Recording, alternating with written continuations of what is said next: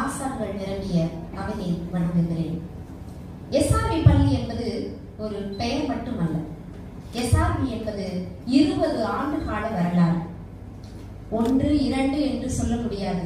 1300க்கும் மேற்பட்ட ஆளுமைகள் தங்களுடைய பாதங்களால் தடம் பதித்த பெரும் சகாப்தம் என்று கூறலாம். ஒரு பள்ளி என்பது என்ன அப்படின்னு உங்கள்கிட்ட எல்லாத்தையும் ஒரு வினா எழுதினா நாம எல்லாரும் ஒரு கற்பனைக்குள்ள வரும். என்ன கற்பனை அப்படின்னா, ஒரு அழகான ஒரு வகுப்பறை, நல்ல ஒரு சுற்றுச்சூழல் நிறைந்த பகுதி, ஆய்வகங்கள், நூலகம், இப்படி ஒவ்வொரு விஷயத்தையும் பார்த்து பார்த்து அழகுபடுத்தக்கூடிய நாம் அதை உயிரோட்டம் உள்ள ஒன்றாக மாற்றக்கூடியது எது என்று சிந்தித்தோமானால் நாம எல்லாத்துக்குமே ஒரு தெளிவு கிடைக்கும். அது குழந்தைகளும் ஆசிரியர்களும் உயிரூட்டம் ஊட்டக்கூடியவர்கள். ஆசிரியர்களையும் குழந்தைகளையும் இந்த வகுப்பறை சூழல் எவ்வாறு கொண்டு செல்லும்? ஒரு கல்வி எதை நோக்கி பயணப்படுகின்றது? ஆசிரியர்கள் எதை நோக்கி பயணப்பட வேண்டும்? ஒரு ஆசிரியர் எவ்வாறு இருக்க வேண்டும்? சாதாரணமா போய் சாப்பீஸ் எடுத்து கிளாஸ் எடுத்துட்டு வரக்கூடிய ஒரு சாதாரண ஆசிரியர் தான் நாம வகுப்பறைக்குள்ள கொண்டு செலுத்துறதா பள்ளி யோசிக்குது. என்ன பண்ணலாம்?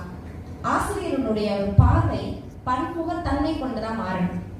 ஆசிரியன் மாணவனை உற்று நோக்கக்கூடிய ஒரு ஆள் சக்தி பொருந்தியவனா இருக்கணும் அப்படின்னா என்ன பண்ணலாம்? யோசித்ததனுடைய விளைவுதான் நம்ம பள்ளியில் நடக்கக்கூடிய ஒவ்வொரு நிகழ்ச்சி.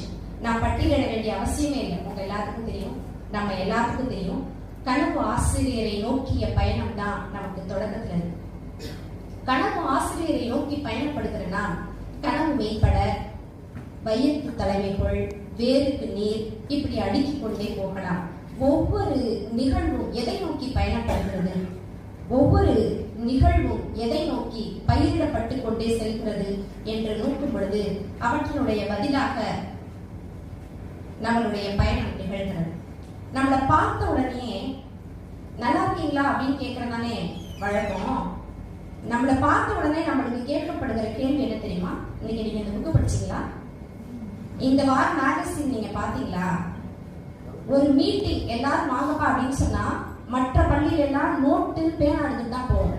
நீங்க எல்லாரும் நம்புவீங்கன்னு நினைக்கிறேன். உள்ள சிறப்பு விருந்தினர் வர்றதுக்குள்ள நாம எல்லாரும் என்ன பண்ணுவோம்?